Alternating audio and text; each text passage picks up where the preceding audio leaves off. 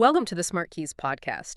Today, we are diving deep into, well, one of the most critical evolutions in corporate structure I think we've seen in a long time, is this recognition that remote work has moved from a temporary sort of chaotic fix to a lasting operating model. That's right. I mean, the pandemic proved resilience, but it also exposed some really severe structural weaknesses.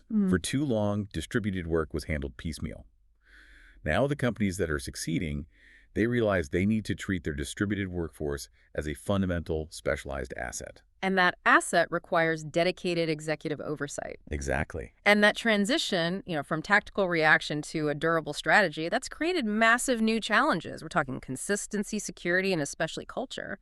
Suddenly, having everyone spread out wasn't just an HR problem or an IT problem. It became a central business governance issue. With real financial risks attached to it. And when organizations saw the massive benefits, saving money on real estate, and maybe even more critically, expanding their talent pools globally, they knew they couldn't just manage it on the fly anymore. It had to be scalable and sustainable. It had to be. So the strategic solution we're focusing on today, and this comes straight from our source material, is the rise of the Chief Remote Officer, the CRO. It's a new executive role designed specifically for this hybrid reality. Our mission in this deep dive is to unpack the strategic insights, the practical value of the C-suite position, and maybe look at the tech stack that enables them to succeed. And this is essential knowledge for you, the listener. Whether you're managing distributed teams or just trying to understand how successful organizations are standardizing things to boost productivity and protect continuity. Okay, let's unpack this, starting with what the source material calls the governance gap. Right. So if you look at the evolution, before 2020, remote work was, it was the exception, maybe handled by a friendly manager or some ad hoc policy. When the pandemic forced everyone out of the office, the good news was that companies proved these setups actually worked. But the bad news was just how many deep operational weaknesses it exposed across the board. Exactly.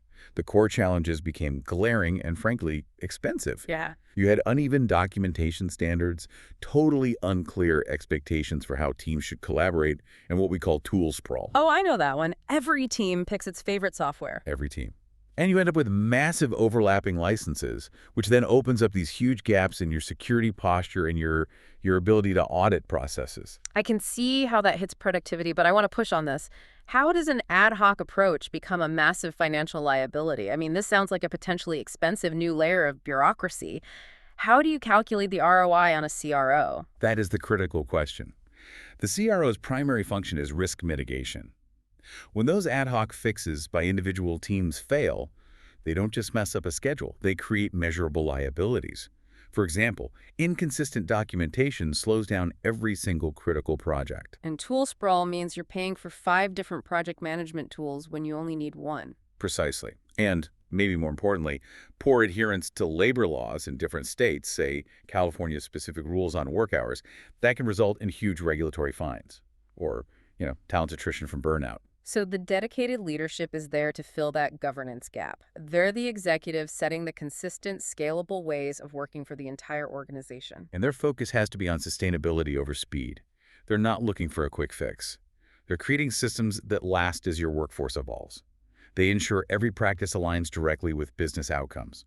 It's that specialized bridge between HR, IT, and legal. Okay, that makes the distinction very clear. This role is really about translating high-level principles into practical daily routines. A critical distinction, yeah. Which brings us perfectly to the second part. What a chief remote officer actually does. Let's drill down into the tangible deliverables, the day-to-day responsibilities that link this role to efficiency gains and risk reduction. The CRO absolutely owns that strategy to execution pipeline for distributed work. They take the big ideas and turn them into the playbook your teams can follow every single day. So first up is strategy and policy. This means defining concrete rules that just remove ambiguity.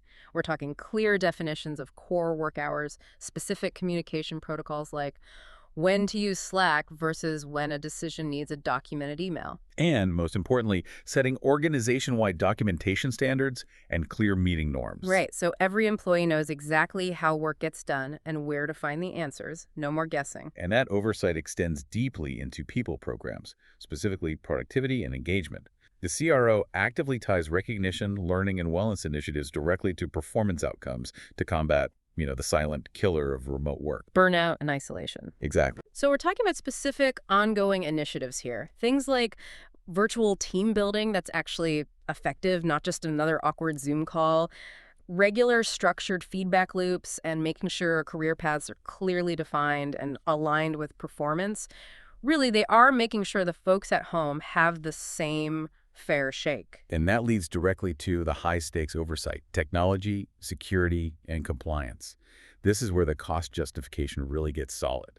The CRO centralizes tech decisions to eliminate that tool sprawl we mentioned. Fewer, better integrated software licenses, and a much harder security posture. A massively hardened security posture. And when you say security posture in this context, we're talking about things like least privilege access, right? Could you elaborate on that for our listener? Certainly.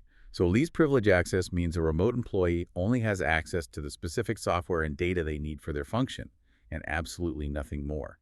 The CRO ensures this is enforced across all distributed environments, which massively reduces the company's overall attack surface. That sounds administrative, but it's so foundational to business continuity. It is, and connecting that to compliance risk mitigation is key. This is where the CRO ensures the company can scale with less risk by mapping policies to that complex patchwork of multi-state labor rules or international data protection requirements. They prevent the 10 p.m. email from a manager accidentally becoming a labor law violation in California or Europe. That level of dedicated focus is what minimizes enterprise risk. It sounds like a massive job, but when you see it implemented, the logic really clicks. And here's where it gets really interesting.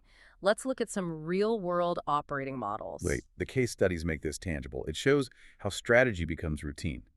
Look at Atlassian, for example. Yeah. They run a distributed first model. Nearly 10,000 employees, 13 countries.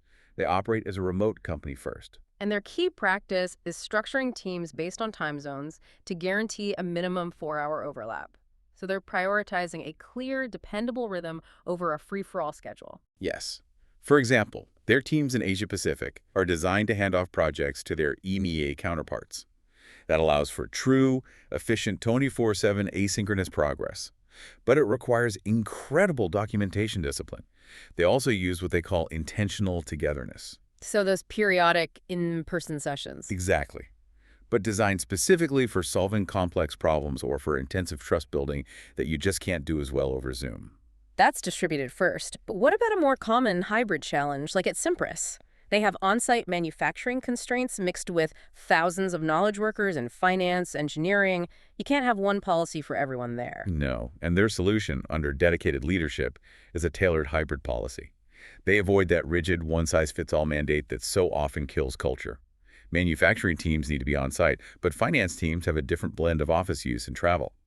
The CRO's job is to unify the underlying practices, documentation, communication tools, performance reviews, to ensure fairness, even if physical presence differs. So the operational design takeaway for you, the listener, is the importance of team charters. You need that explicit guidance on when to meet live versus when to use async. And that clarity protects deep work. And it requires leadership modeling. Leaders have to model documentation-first habits, especially around key decisions. They also have to ensure meeting times are equitable, so distributed teammates aren't always the ones meeting at 8 p.m. their time. Absolutely. Now, all of this robust governance needs a technological backbone. We need to talk about the strategic tech stack for the modern CRO. This is where that efficiency is maximized, where the governance is actually enforced and measured. The right tools reduce friction for employees and provide actionable data for the executive.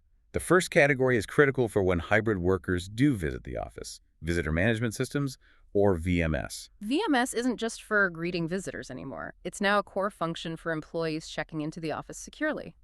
We saw the example of systems like OnForPad, which offer contactless check-in, multi-level authentication. And crucially, they maintain robust audit logs and privacy controls. That's essential for meeting compliance obligations, especially around data protection or health tracing. You need that reliable, auditable trail of who was where and when. And moving beyond the front door, you have desk booking and space analytics. The practical value is immediate. Employees see real-time workspace availability preventing overcrowding. No more showing up only to find the entire floor is empty. But the strategic payoff is in the analytics. The data reveals these critical utilization patterns by floor, by team, by day of the week.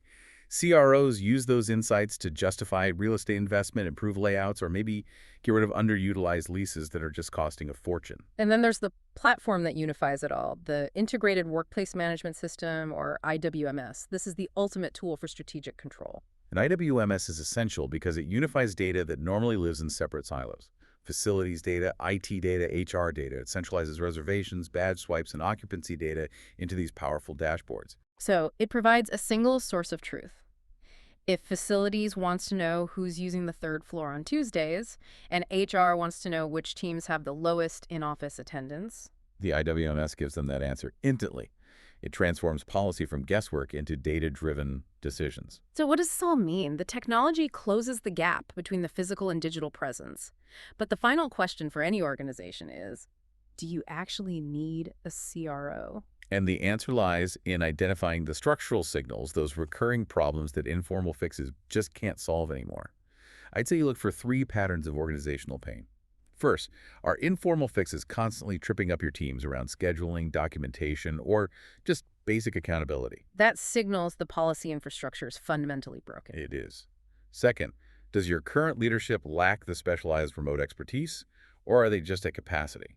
Specialization beats piling another huge task onto an already full plate. And the third, most insidious signal. Uneven employee experiences, wildly different tools, inconsistent meeting norms, and unequal career paths between on-site and remote staff. That persistent variance makes it very easy to quantify the need for a dedicated executive. So you quantify the business case using measurable outcomes, time to decision, onboarding speed, employee sentiment scores. These numbers prove the ROI of governance. And the strategic payoff is profound. Clearer policies, higher retention, fewer security incidents, and dramatically better use of costly physical space. Ultimately, the core insight from the source material is this. When you pair governance, the CRO, with the right integrated tech stack VMS, IWMS distributed teams stop being a liability and become a powerful competitive advantage. It's about building repeatable systems that scale. Which is the goal. Precisely. And for you, the listener, the forward-looking takeaway is this. Success in the modern workforce requires shifting your culture to measure new KPIs effectively. You have to measure not just raw output, but the efficiency of collaboration, the equity of access to opportunity, and the utilization of your hybrid assets. That is the next frontier of strategic leadership. That's a critical point to end on. Thank you for tuning in to this deep dive on the Chief Remote Officer. It's clear this is a role poised to become standard across successful global companies. It's the evolution of operations itself. Absolutely. Thank you for tuning in to the SmartKeys podcast. If you found these insights valuable, please subscribe to the podcast for more strategic insights on the future of work and productivity. You can find the full article, Chief Remote Officer, Why Companies Are Hiring Heads of Remote Work, and a link to the SmartKeys newsletter directly in the show notes. We'll see you on the next deep dive.